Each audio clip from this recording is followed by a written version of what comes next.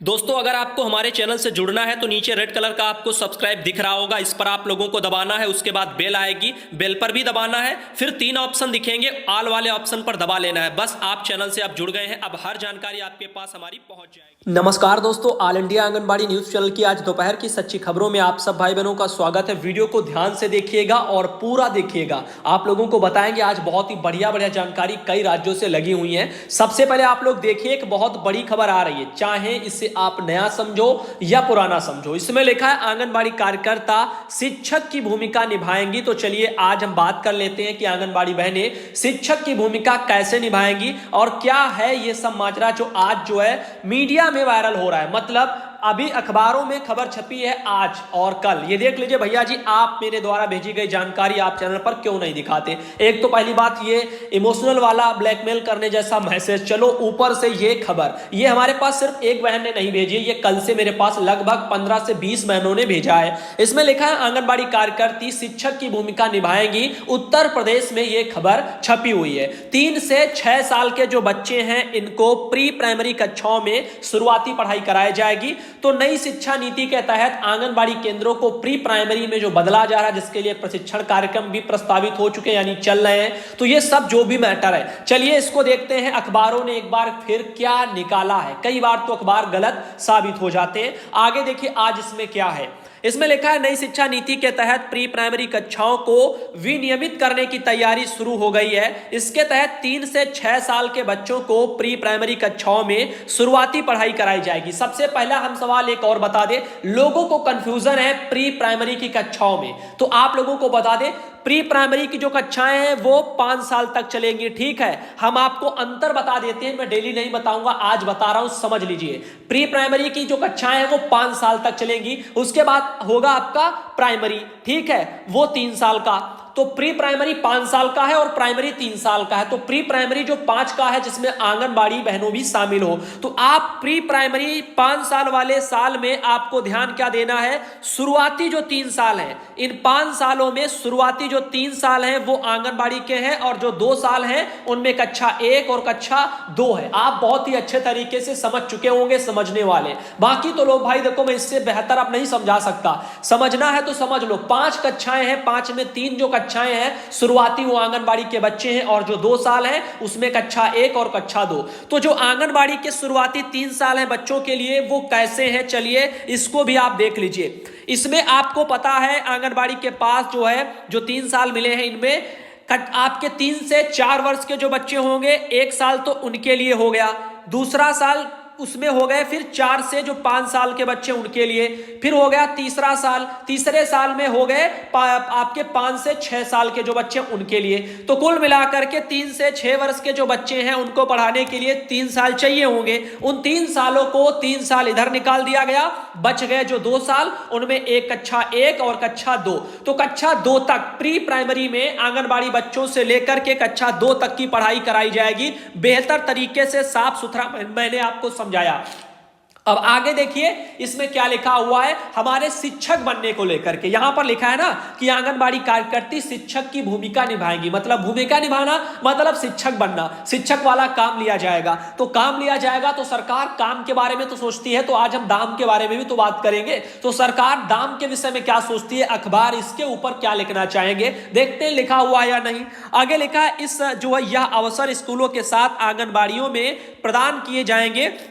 इसके लिए आंगनबाड़ी कार्यकर्ती को प्री प्राइमरी शिक्षक की भूमिका निभानी होगी। शिक्षा मंत्रालय के तहत राष्ट्रीय अध्यापक शिक्षा परिषद यानी एनसीटीई वगैरह ने आंगनबाड़ी कार्यकर्तियों की शैक्षिक योग्यता के निर्धारण पर विचार विमर्श की प्रक्रिया शुरू कर दी और इसीलिए आप लोगों के शैक्षणिक योग्यता प्रमाण पत्र मांगे गए, यानी दस्तावेज, कितना आप पढ़ी हैं, क्या पढ़ी हैं, वो सब आपका पूरा ब्यौरा मांगा जा रहा है। पूर्व में कई लेटर मैंने दिखाए हैं। आगे देखिए एनसीटीई की जो है 29 सितंबर हुई बैठक में, जिसके जो है मिनट्स पिछले सप्ताह मंजूर हुए हैं, उसमें इस विषय पर चर्चा हुई है। दरअसल एनसीटीई को यह जिम्मा सौंपा गया है कि वह आंगनबाड़ी कार्यकर्तियों के लिए न्यूनतम शैक्षिक योग्यता का निर्धारण करे। यानी न्यूनतम शैक्षिक योग्यता मतलब मिनिमम आपकी जो क्वालिफिकेशन है वो, यानी कौन सा ऐसा दायरा। अभी तक तो आपने देखा 10वीं पास है तो आप लोगों को प्री प्राइमरी में मौका मिलेगा ट्रेनिंग वेरिंग का, तो अभी इसका निर्धारण करने के लिए ही कमेटी सब बनी है। आगे लिखा है प्री जो प्राइमरी बच्चे हैं इनकी जरूरत के अनुसार एक प्रशिक्षण कोर्स तैयार करें जिसका प्रशिक्षण आंगनबाड़ी कार्यकर्तियों को दिया जाएगा। दरअसल आंगनबाड़ी केंद्रों में बच्चों की देखभाल होती है, उनके पोषण आदि पर ध्यान दिया जाता है। इसी में उन्हें आवश्यक देखभाल के साथ साथ आरंभिक शिक्षा प्रदान करने की भी योजना है।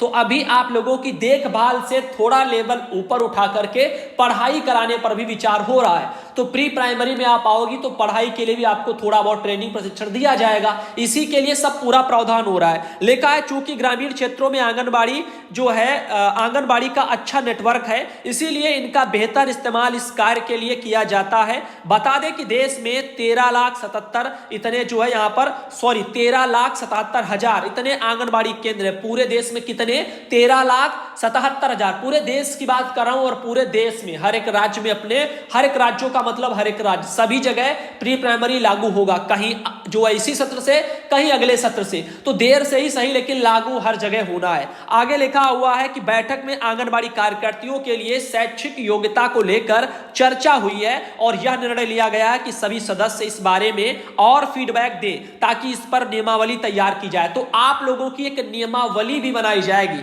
आंगनबाड़ी सेविका सहायिका मिनी बहनों ध्यान दीजिए, मेरे पास कुछ दिन पहले जानकारी आई थी, मैं तमाम व्यस्तता के कारण आप लोगों को बता नहीं सका।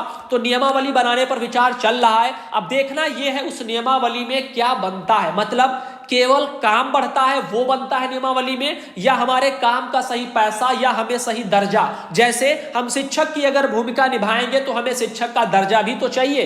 तो क्या सरकार शिक्षक की भूमिका के साथ साथ पढ़ाई के साथ साथ क्या हमें वो दर्जा भी देगी और हमें हमारा मानदेय है ये सब देगी या नहीं देगी? तो इसके लिए भी नियमावली में जगह होनी चाहिए। इस पर हम लोग चर्चा करते हैं। आगे देखिए, कक्षाएं जो है नियम के तहत नियमित नहीं है ऐसा बताया जा रहा है। यानी अभी तक प्री प्राइमरी कक्षाएं शहरी स्कूलों में ही संचालित होती हैं, लेकिन वह किसी नियम के तहत विनियमित नहीं है। नई शिक्षा नीति में उन्हें विनियमित करने की बात कही गई है, इसीलिए यह भी हो सकता है कि भविष्य में उन्हें शिक्षा के अधिकार कानून के दायरे में लाया जाए। और अभी यह कानून 6 से 14 साल के बच्चों पर लागू होता है, लेकिन नई नीति में सरकार ने प्री प्राइमरी को भी शिक्षा जो है स्कूल शिक्षा का हिस्सा बनाने का ऐलान किया है। तो धीरे धीरे आंगनबाड़ी जो बहनें आप सब हो, आप सब प्री प्राइमरी के तहत जो भी जुड़ने वाली हो, तो इसके तहत देखो बदलाव है कुछ ना कुछ। आप अगर एक बात मोटा मोटा सोचें, उत्तर प्रदेश में प्रमोशन 2017 से बाधित है। रीजन आप लोग समझ रहे क्यों बाधित है, क्यों आखिर 17 से जो है अभी 20 तक कुछ नहीं हो रहा है। जो भी प्रक्रिया है वो ठंडे बस्ते में पड़ी है प्रमोशन की। लगता ऐसा है कि शायद सरकार नहीं चाहती कि आंगनबाड़ी का प्रमोशन करके सुपरवाइजर के पदों पर ले जाया जाए। क्यों? क्योंकि सरकार कुछ और अपनी जो है मानसिकता लेकर के चल रही। हो सकता है आंगनबाड़ी बहनों को इसमें प्री प्राइमरी मानी बेसिक शिक्षा विभाग में जोड़ दिया गया, ठीक है, खत्म पूरा बाल विकास। धीरे धीरे जो सुपरवाइजर है उनको मर्ज कर दे, हो सकता है कि स्वास्थ्य विभाग में मर्ज कर दे, ठीक है। बाकी नई भर्तियां तो आप देख ही रहे हो, वर्षों से नहीं आई है, प्रमोशन भी 10-10 सालों से नहीं हुआ है। 17 से प्रक्रिया शुरू हुई, उसको भी अभी पूरा नहीं किया गया है।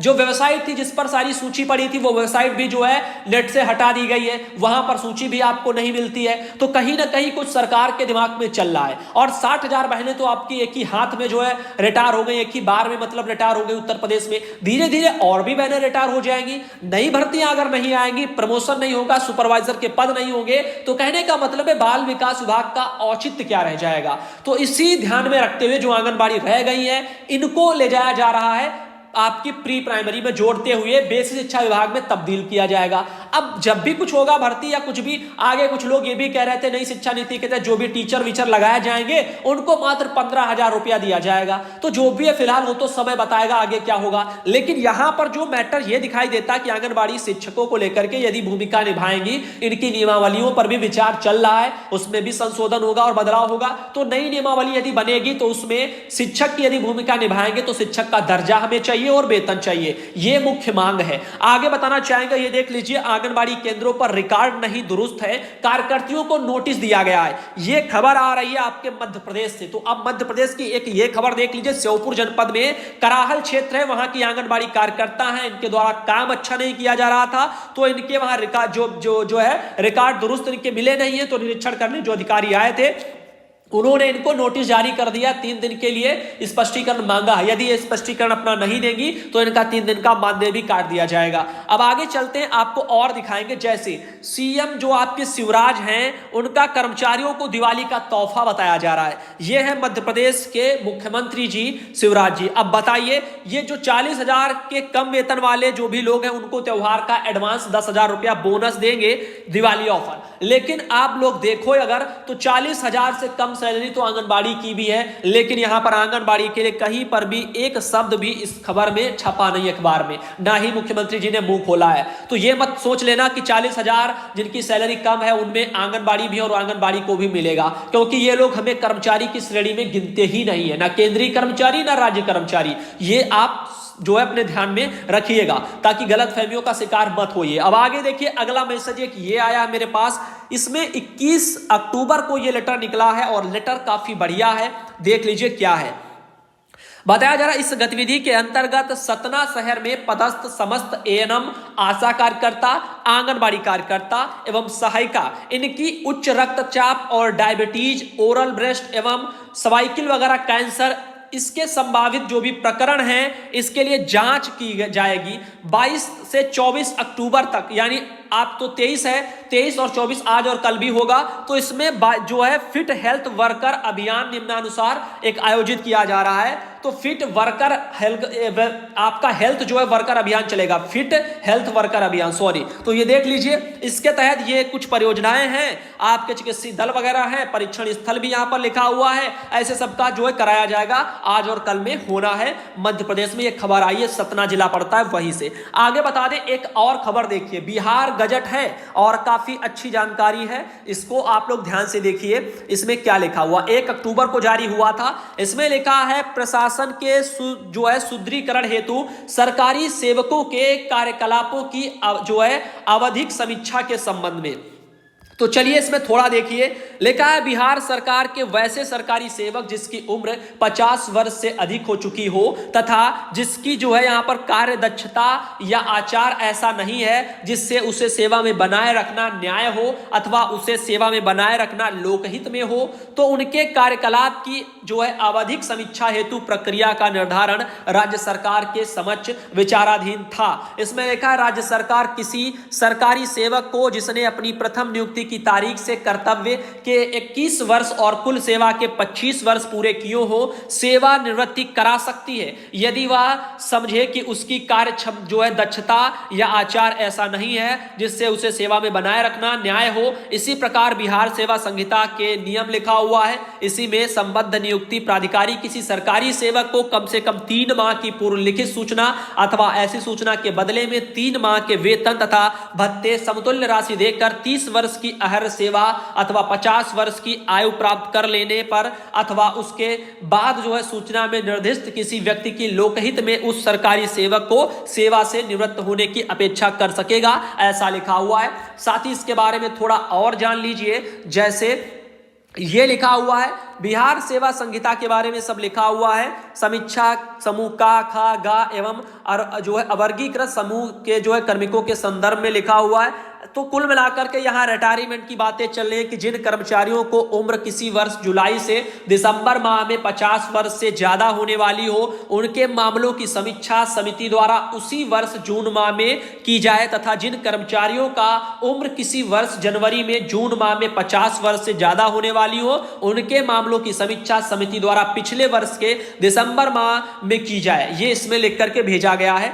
और साथ ही देख लीजिए, इसमें ऐसे ही है। तो ये रिटायरमेंट पर बातें हैं। समिति द्वारा समीक्षा के क्रम में सरकारी सेवक के पूर्ण सेवा इतिहास, पिछले 5 वर्षों के कार्य मूल्यांकन प्रतिवेदन, चरित्री सहित पर विचार किया जाएगा और यदि ठीक ना लगे तो सेवानिवृत्ति भी किया जा सकेगा। तो ये चीजें हैं, आप लोगों को हमने दिखाई। बिहार में सब चीजें सरकार अपना चला रही है, अंदर ही अंदर ऐसे लेटर सब जारी हो रहे हैं। फिलहाल के लिए इसको हम साइड में रखते हैं, आगे ले चलते हैं आपको। जैसे एक ये मैसेज आया है आंगनबाड़ी केंद्र भोपतपुर वगैरह से है, आंगनबाड़ी बहन, उन्होंने गीता सुनीता देवी बहन है, जानकारी भेजी थी अपना वीडियो। साथ ही एक ये बहन है, इन्होंने भी अपना एक शक्ति मिशन का जो है ये अपना वीडियो एक भेजा, अपनी फोटो वगैरह भी यहाँ पर उन्होंने भेजी हुई है, तो ये आप यहाँ पर देख पा रहे होंगे। तो आगे चलते हैं, यहाँ पर एक और बहन है, ये रीता पांडे बहन, इन्होंने भी अपनी जो है फोटो वगैरह भेजी है। साथ ही एक ये बहन है और इन्होंने भी मुझे भेजा है।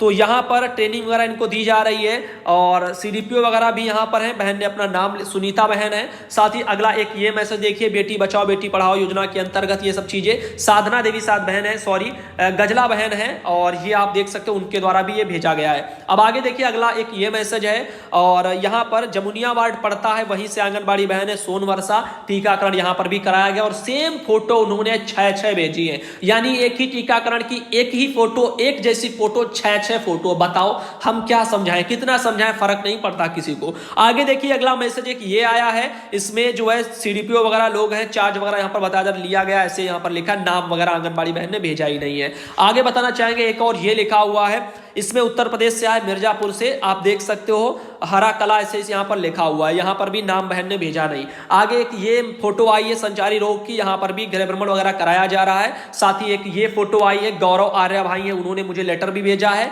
और बिहार सरकार का। साथ ही बता दें एक ये फोटो आई है, इसमें देख लीजिए सेम फोटो 4 है, एक ही जगह की एक ही फोटो। ये चंद्रकला बहन है। भाई ऐसी गलतियां मत करो, हम कहते हैं कि एक फोटो सिर्फ भेजो, अब एक ही फोटो को आप 4 बार भेज रहे हो। आगे सुनीता देवी बहन है, उत्तर प्रदेश से, आंगनबाड़ी केंद्र, ये देख लीजिए उन्होंने भी अपना फोटो भेजा है। साथ ही ये एक आंगनबाड़ी बहन है, उन्होंने भी अपना एक ये फोटो भेजा है। साथ ही एक ये आंगनबाड़ी बहन है, उड़ीसा से है, ये बहन होम विजिट कर रही है, आप देख लीजिए उड़ीसा से। तो ये उड़ीसा से बहन है, घर घर जाकर के बच्चों का वजन कर रही है। आगे देखिए, अगला मैसेज ये आया है, यहाँ पर भी संभल जिले से आंगनबाड़ी बहन है, इन्होंने मुझे अपना ये फोटो भेजा हुआ है, लेकिन नाम इन्होंने भी शायद लिखा जिले का दबोई वगैरह, पता नहीं क्या लिखा, और नाम इन्होंने अपना भी नहीं डाल के भेजा। आगे देखिए, अगला मैसेज आया है, इसमें रंजना कुमारी बहन है, इन्होंने लिखा है कि मेरी सैलरी सिर्फ 5 महीने का आया है, 22 महीने का आना चाहिए था। तो बहन इंतजार कर लीजिए, आपका आ जाएगा, सबका धीरे धीरे अंडर प्रोसेसिंग में लगा हुआ है, आ जाएगा, सब्र रखिए धीरे धीरे। और यदि तब भी नहीं कुछ हो रहा है तो अपने वहां के डीपीओ से आप बात करिए,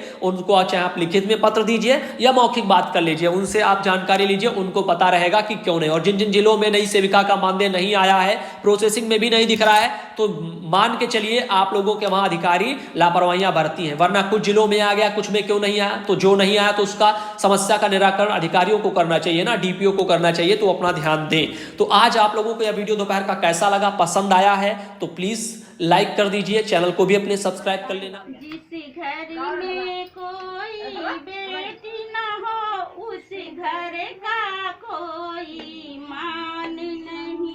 जिस घर में कोई बेटी न हो, उस घर का कोई मान नहीं। मेरे भाइयों मुझे बताओ, बेटी क्या इंसान नहीं, बेटी क्या इंसान नहीं, बेटी क्या इंसान नहीं। बेटी थी वो झांसी